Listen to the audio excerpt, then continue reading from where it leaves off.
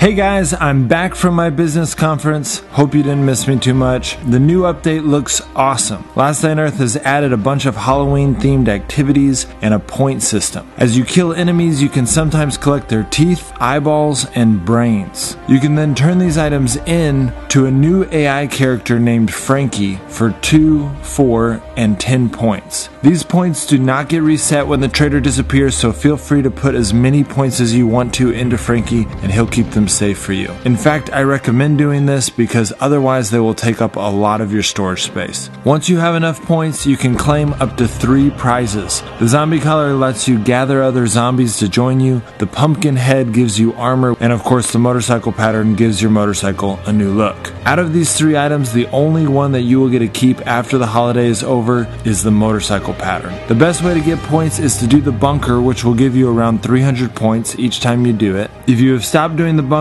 because you already have your motorcycle or just because it's getting boring, I recommend doing it again for the next 10 days because you will get all the rewards you normally get plus a lot of points for the Halloween event. Unfortunately, just doing the bunker will not be enough to get all of the points you need to get the chopper pattern. The holiday will probably be over Friday, November 3rd, but just to be safe, we will assume in this video that it will end the day after Halloween. This means we will only have time to do 5 to 6 bunker runs, which will give us 15 to 1800 points. That is only a third of what we need to get the chopper pattern. The fastest way to get points outside of the bunker is farming the zones. The red zone gives anywhere from 80 to 200 points, the yellow zone gives anywhere from 40 to 120 points, and the green zone gives anywhere from 5 to 60 points. The reason these zones sometimes give so much more points than other times is because of graves. Graves have over 40 points and they are scattered throughout all the zones. Most of the time there are an even number of graves and half of them are bad and emit gas when opened, and half of them are good and have points. Green zones will either have 0 or 2 graves, yellow zones will normally have 0, 2, or 4 graves, and red zones will have 2 or 4 graves. Now at first I thought that going to the red zone with the red stink icon, gathering all the enemies to get them to kill each other, and then loot them and get the graves was the fastest way to get points outside of the bunker. But as usual in this game, I would argue that the red zone is not the best place to get points. The red zone costs a lot of food and armor, which means that you often have to take the 30-minute trek back to your base to restock.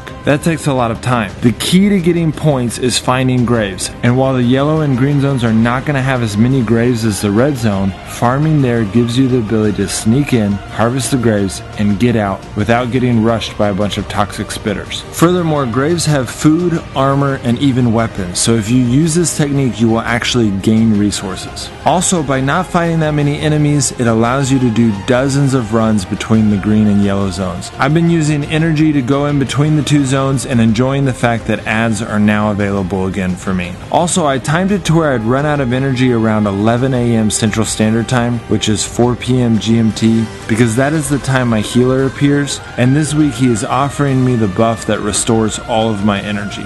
By the time you see the red stink icon, you will have anywhere from 500 to 700 points. When you're opening graves, it is important to note that good and bad graves have different sounds. If you start to open one that sounds like you're opening a bag like this, then stop immediately because that grave is bad. However, if it sounds like you're opening a chest like this, then keep going because it's a good one. Opening a grave requires 10% of a shovel, so I recommend bringing at least 2 with you if you're going to follow my example and go back and forth between the yellow and green zones. Killing enemies at other places like airdrops will also give you points, but this will obviously not be as fast as farming zones. The enemies at the new smugglers camp do not give any points, and you will not find any points in the loot of any of the chests in the game.